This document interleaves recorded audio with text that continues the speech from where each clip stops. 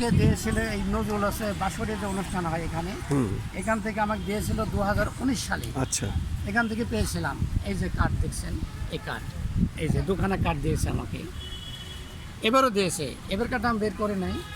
এই যে শুধু দর্শক, এই যে একজন নজরুল প্রেমী, সে তার আজকে তার কিছু মনের কথা বলছে। আজকে জাতীয় কবি কাজী নজরুল ইসলামের 127তম জন্মবার্ষিকী। কাজী নজরুল ইসলামের ফটো আছে, অনেক মূল্যবান এখানকার যারা দায়িত্ব আছে তাদের নাম লেখা আছে, সময় সূচি দেওয়া আছে। এগুলো আপনারা দেখবেন।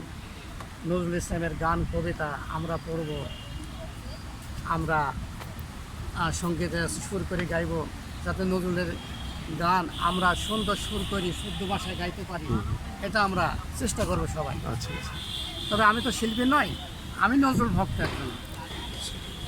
ওকে, আপনাকে অনেক অনেক ধন্যবাদ।